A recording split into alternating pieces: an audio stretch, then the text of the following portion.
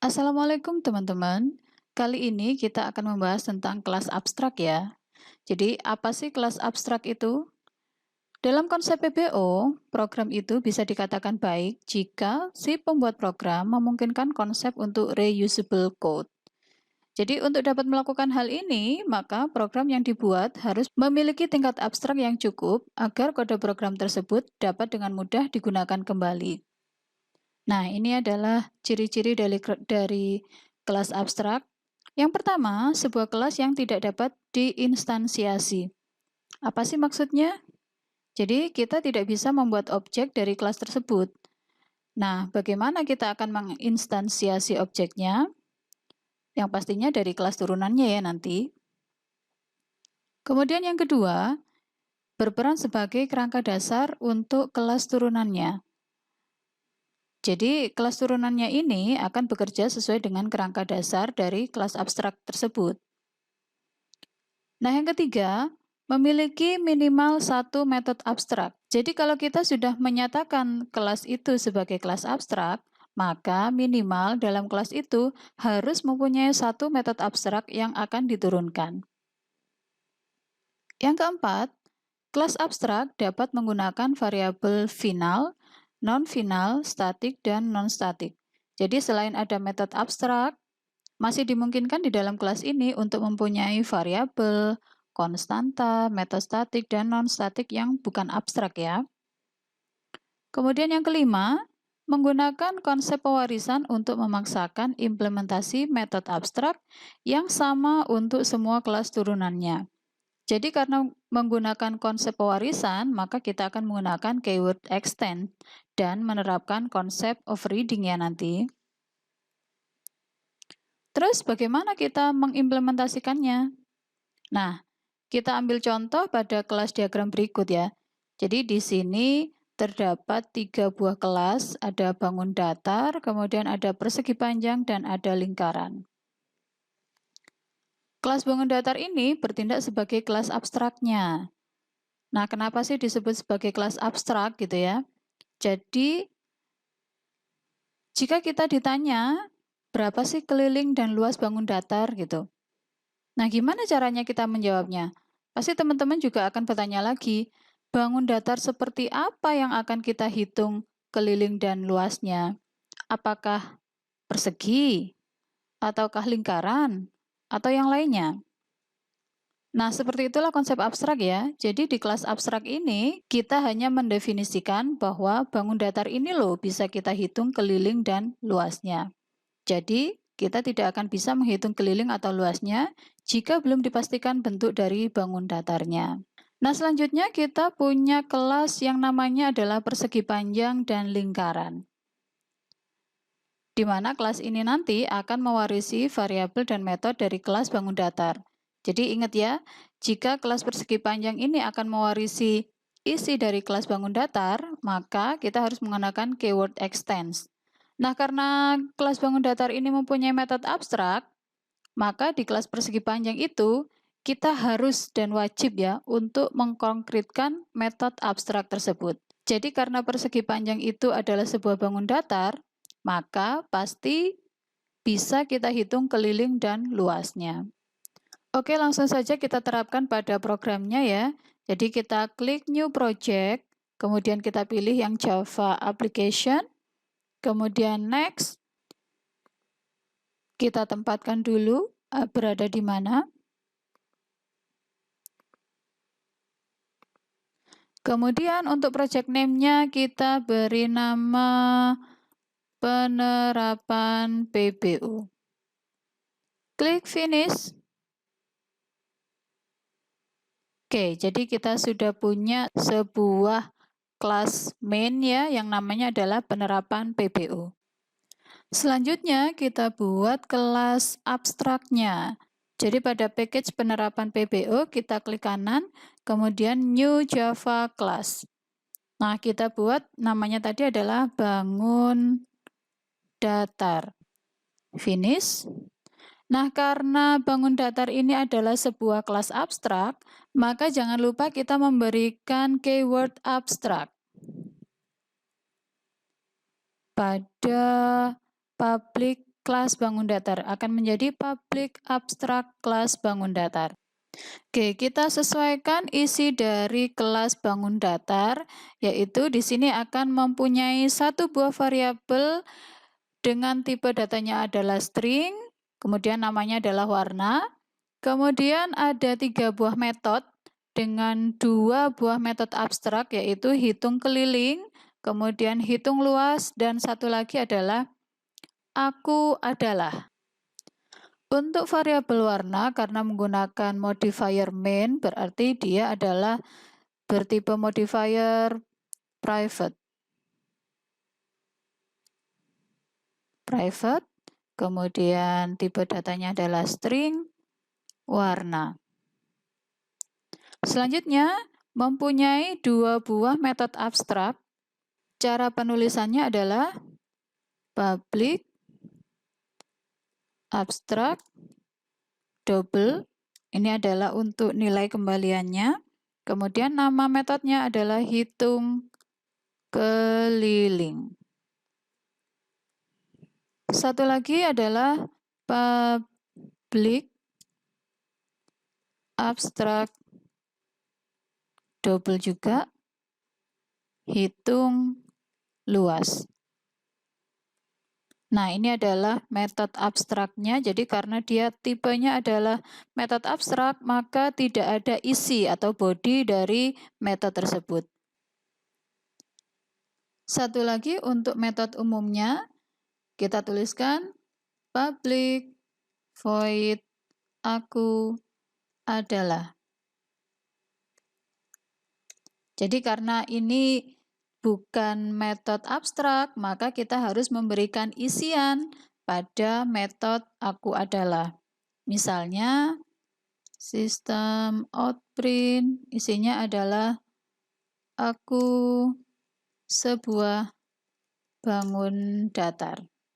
Karena kita mempunyai satu buah variabel dengan modifier private, maka kita harus menerapkan metode getter dan setternya. Kita bisa menekan alt insert, kemudian di sini kita pilih getter and setter. Nah, untuk warna kita generate, maka secara otomatis menyediakan metode untuk get warna dan set warna. Selanjutnya kita buat kelas persegi panjang. Kita klik kanan pada package penerapan PBO, kemudian new Java class, kita beri nama persegi panjang. Nah, karena kelas persegi panjang ini nanti akan mengextend bangun datar, kita tambahkan dulu keyword extends bangun datar.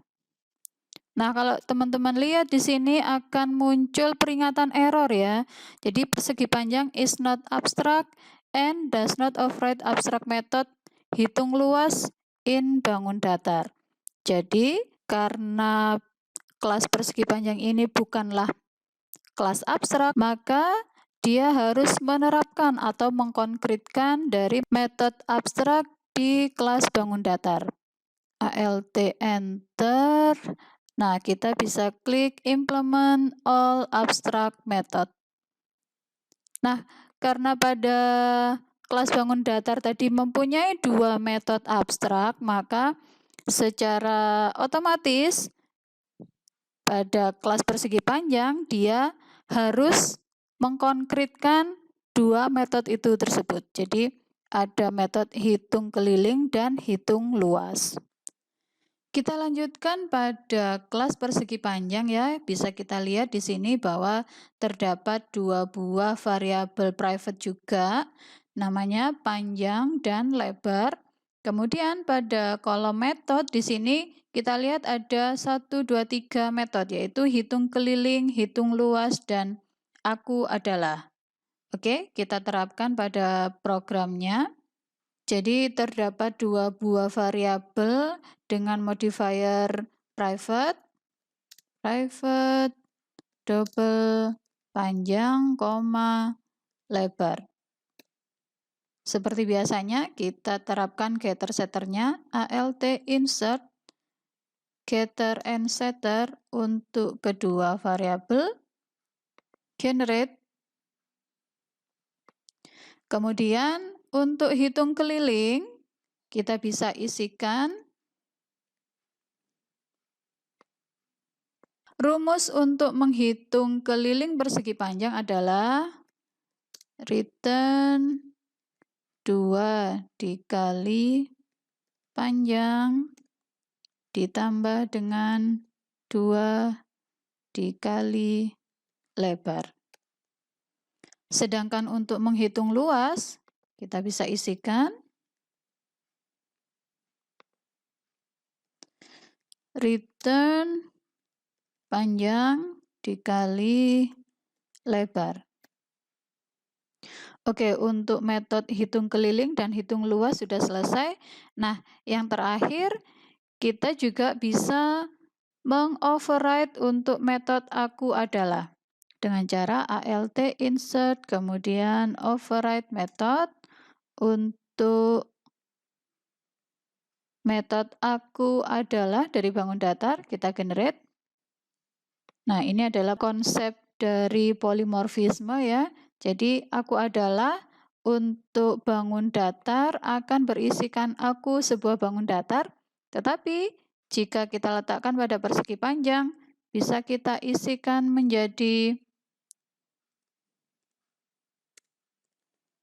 sistem outprint aku adalah bangun persegi panjang. Oke, untuk kelas persegi panjang sudah selesai. Kita terapkan juga untuk kelas lingkaran. Nah, kita cek juga di sini. Lingkaran mempunyai satu buah variabel namanya rusuk, kemudian juga mempunyai 3 buah metode, hitung keliling, hitung luas, dan aku adalah. Kita lanjutkan. Klik kanan pada package penerapan PBO, kemudian new Java class, kita berikan nama lingkaran. Extend juga bangun datar.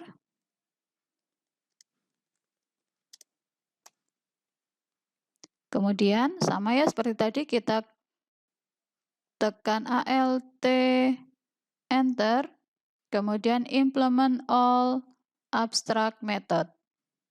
Nah, tadi mempunyai satu buah variabel private double rusuk.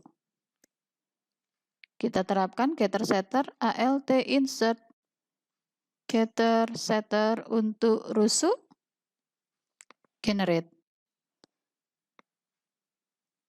Oke, sudah jadi. Sekarang kita akan isi dari metode hitung keliling lingkaran.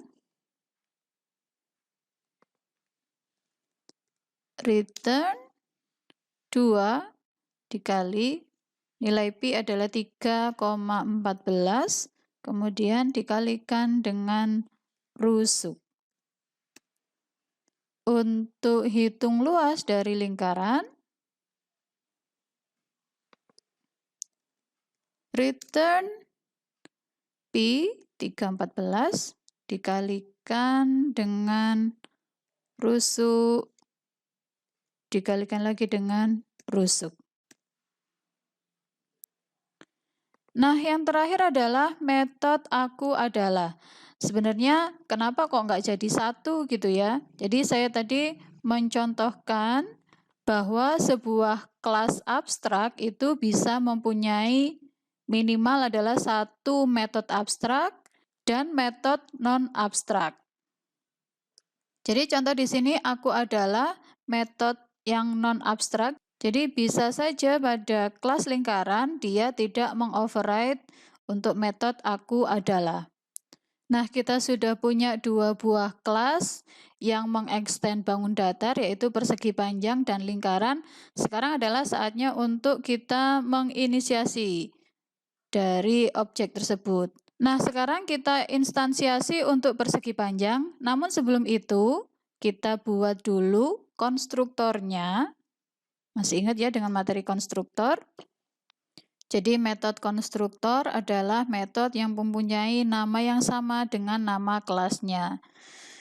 Kita tambahkan public persegi panjang.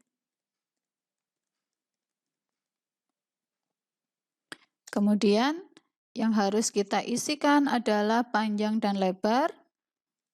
Double panjang, koma, double lebar. Jangan lupa kita set nilainya. This titik panjang sama dengan panjang.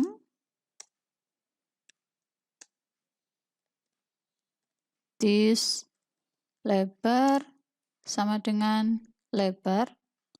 Selesai, kita buat tadi konstruktor dengan dua parameter yaitu panjang dan lebar. Sekarang saatnya kita menginisiasi dari bangun datar persegi panjang. Persegi panjang, saya buat alias namanya adalah PP, sama dengan new persegi panjang. Nah, secara otomatis kita akan disediakan dua buah parameter yang harus diisi. Yang pertama adalah panjang, misalnya saya beri angka 5, kemudian yang kedua adalah lebar. Misalnya saya beri angka 7, titik koma. Nah, akan kita tampilkan berapa sih keliling dari persegi panjang tersebut. So, system out print, PP, titik, hitung keliling. Kemudian jika kita jalankan atau running, nah maka di sini akan tampil keliling dari persegi panjang adalah 24. Kita tambahkan juga untuk hitung luas, sistem out print, PP titik hitung luas. Kita jalankan lagi. Nah, di sini akan muncul 24 adalah keliling, 35 adalah luasnya. Atau bisa juga kita tambahkan labelnya gitu ya.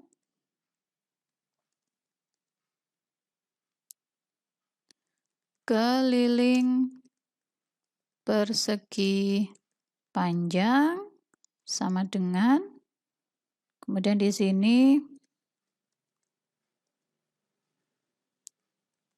luas persegi panjang sama dengan. Oke, kita jalankan lagi. Nah, sudah muncul keterangannya, keliling persegi panjang sama dengan 24, luas persegi panjang sama dengan 35. Nah, untuk metode aku adalah, bisa juga kita tampilkan. Langsung kita panggil pp titik aku adalah. Kita running, aku adalah bangun persegi panjang. Nah, yang terakhir kita inisiasi untuk lingkaran, sama ya. Seperti tadi kita buat dulu konstruktornya untuk lingkaran. Public